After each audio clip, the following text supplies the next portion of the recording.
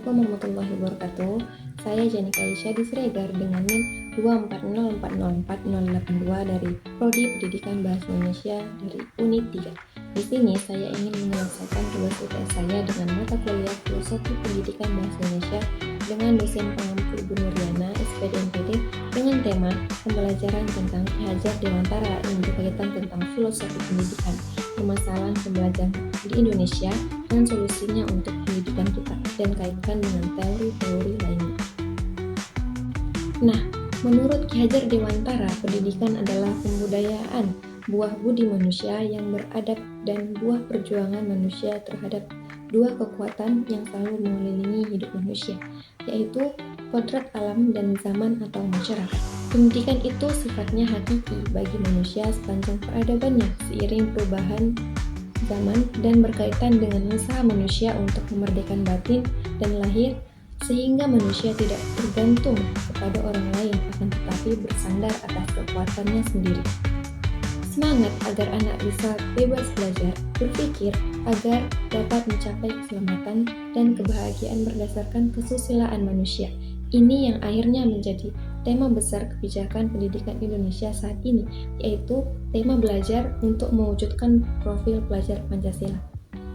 Pelajar Pancasila di sini berarti pelajar sepanjang hayat yang kompeten dan memiliki karakter sesuai nilai-nilai Pancasila, yaitu beriman, bertakwa kepada Tuhan Yang Maha Esa dan berakhlak mulia, mandiri, bergotong royong, kebinekaan global, bernalar kritis dan kreatif. Dengan memahami arti dan tujuan pendidikan, Ki Hajar Dewantara membedakan antara pendidikan dan pengajaran. Menurut KHD atau Ki Hajar Dewantara, pengajaran atau penderwis merupakan bagian dari pendidikan. Pengajaran itu sebagai proses dari pendidikan dalam memberikan ilmu, dan pengajaran itu berguna untuk kecakapan hidup anak secara lahir dan batin. Sedangkan pendidikan atau offending adalah memberikan tuntutan terhadap segala kekuatan kodrat yang dimiliki oleh seseorang anak agar ia mampu mencapai keselamatan dan kebahagiaan yang setinggi-tingginya, baik sebagai seorang manusia maupun sebagai anggota masyarakat nantinya. Jadi, menurut KHD di tahun 2009, pendidikan dan pengajaran merupakan usaha persiapan dan persediaan untuk segala kepentingan hidup manusia, baik dalam hidup bermasyarakat maupun hidup berbudaya dalam arti yang seluas-luasnya.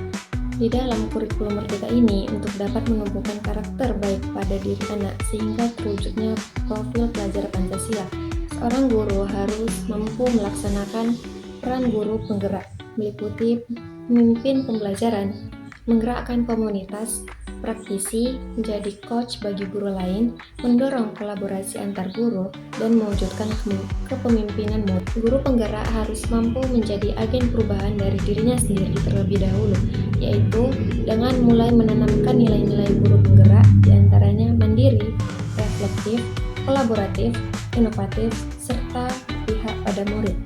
Sebagai agen perubahan, seorang guru penggerak harus bisa mengambil tindakan secara inisiatif untuk melakukan perubahan pada murid yang diajarnya. Perubahan yang dimaksud harus juga seiring dengan tujuan pendidikan nasional saat ini, yaitu menunjukkan murid yang berprofil Pancasila melalui proses pembelajaran yang merdeka atau merdeka belajar sesuai dengan filosofi pendidikan KHD atau Ki Hajar Dewantara. Solusi yang didasarkan pada filosofi Ki Hajar Dewantara yang pertama, penguatan pendidikan karakter. Pendidikan karakter harus menjadi bagian integral dari kurikulum dan proses pembelajaran serta diterapkan dalam kehidupan sehari-hari di sekolah. Yang kedua, penyesuaian kurikulum dengan kebutuhan individu. Kurikulum harus dirancang dengan fleksibel dan memungkinkan penyesuaian dengan potensi, minat, dan kebutuhan individu serta pendidik. Yang ketiga, peningkatan peran guru sebagai fasilitator dan motivator. Guru harus berperan sebagai fasilitator dan motivator, bukan hanya sebagai pemberi informasi. Mereka harus mampu membimbing peserta didik untuk belajar secara mandiri, kreatif, dan inovatif. Selanjutnya, pendidikan yang berbudaya. Pendidikan harus tetap menjunjung tinggi nilai-nilai budaya lokal serta mendorong peserta didik untuk memahami dan menghargai keberagaman budaya di Indonesia. Selanjutnya, peningkatan akses dan kualitas pendidikan. Pemerintah dan masyarakat harus bersatu untuk menciptakan akses pendidikan yang adil dan berkualitas bagi seluruh lapisan masyarakat, terutama di daerah terpencil dan masyarakat dengan ekonomi lemah. Dengan menerapkan filosofi pendidikan Ki Hajar Dewantara, permasalahan pendidikan di Indonesia dapat diatasi dan pendidikan dapat menjadi lebih relevan, berkualitas, dan berpihak pada peserta didik.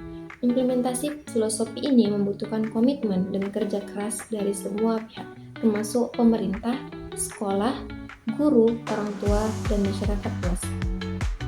Mungkin itu saja yang bisa saya sampaikan. Saya ucapkan terima kasih. Wassalamualaikum warahmatullahi wabarakatuh.